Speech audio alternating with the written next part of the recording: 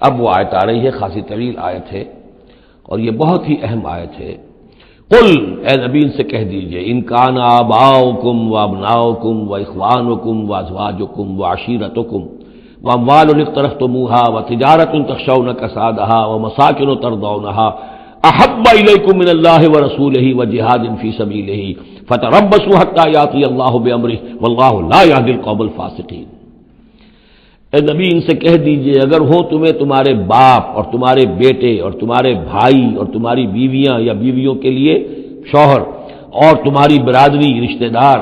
اور وہ مال جو تم نے بہت محنت سے کمائے ہیں، جمع کیے ہیں، وہ تجارت جس کے مندے کا تمہیں خطرہ رہتا ہے، ڈرتے رہتے ہو، اور وہ حویلیاں اور وہ محل جو تم نے بنائے ہیں تمہیں بہت پسند ہیں، مساکن ترضونھا، اگر یہ 8 چیزیں محبوب تر ہیں، احب الیکم، ان 8 کی محبت زیادہ ہے تمہارے دلوں میں، من اللہ و رسولہ و جہاد فی سبیلہ، اللہ کی محبت، رسول کی محبت، اللہ کی راہ میں جہاد کی محبت۔ اگر یہ 3 محبتیں کم ہیں، وہ زیادہ ہیں، فتربصوا، تو جاؤ انتظار کرو، دفع ہو جاؤ، فتربصوا، جاؤ انتظار کرو، حتی یاتی اللہ بامرہ، یہاں تک کہ اللہ اپنا فیصلہ سنا دے، واللہ لا یہدی القوم الفاسقین، اللہ ایسے فاسقوں کو راہیاب نہیں کرتا۔ بہت سخت آیت ہے، بہت اہم آیت ہے، بڑی کیٹیگوریکل ہے۔ ہر شخص اپنے باطن میں ایک ترازو نصب کرے، اپنے باطن میں، کسی اور کو نہ ناپیے تولیے، یہ اپنے آپ کو تولیے۔ بل الانسان علی نفسہ بصیرہ، انسان اپنے آپ سے خوب واقف ہے۔ ایک میں ڈالیے پلڑے کے اندر یہ 8 محبتیں، باپوں کی محبت، بیٹوں کی، بھائیوں کی، بیویوں کی یا شوہروں کی، اسپاؤسز کی، یا اس کے بعد رشتہ داروں کی، اور 3 شکلیں ہیں مال کی، وہ مال جو جمع کیا ہے، اور وہ تجارت جو بڑی محنت سے جمائی ہے، اس کا مندے کا اندیشہ رہتا ہے، اور وہ گھر بنائے ہیں، محل بنائے ہیں، کوٹھیاں بنائی ہیں، ولاز بنائے ہیں، بڑے ان کو سجایا ہے، ڈیکوریٹ کیا ہے۔ اگر ان 8 چیزوں کی محبت تمہارے دل میں زیادہ ہے، اللہ کی محبت، اس کے رسول کی محبت، اللہ کی راہ میں جہاد کی محبت سے، یہاں یہ تیسری چیز ہے کانکریٹ۔ پہلی 2 تو آپ کہہ سکتے ہیں میرے دل میں بڑی محبت ہے، آپ کو کیا پتا، ٹھیک ہے بھائی، ہو سکتا ہے ٹنوں محبت ہو اللہ کی آپ کے دل میں، اور رسول کا بھی عشق ہو سکتا ہے کہ ٹنوں ہو آپ کے دل میں، لیکن تیسری محبت تو نظر آ جائے گی، اللہ کی راہ میں جہاد کی محبت کتنی ہے۔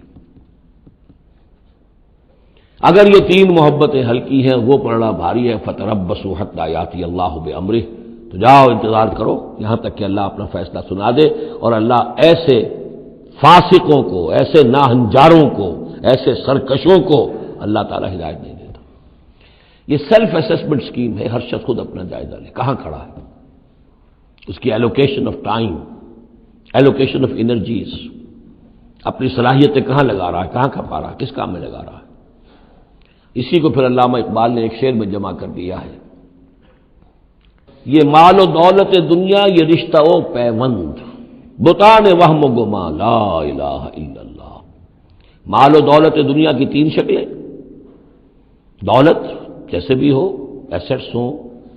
بینک بیلنس ہو، سٹاکس ہوں، جو بھی ہو، یہ مال و دولت دنیا۔ نمبر 2 جائیداد ہے، نمبر 3 بزنس ہے یا کیریئر ہے، پروفیشن ہے، اور رشتہ و پیوند جو سب سے قریبی ہو سکتے ہیں، باپ، بیٹا، بھائی اور اسپاؤس، اور جو بھی اور رشتہ دار ہیں۔ یہ مال و دولت دنیا، یہ رشتہ و پیوند، بتان وہم و گما، یہ صرف بت ہیں، ہمارے اپنے وہم کے، توہم کے، ان کی کوئی حقیقت نہیں ہے۔ بتان وہم و گما، لا الہ الا اللہ۔ اگر لا الہ الا اللہ کی شمشیر سے ان بتوں کو آپ توڑ نہیں دیں گے،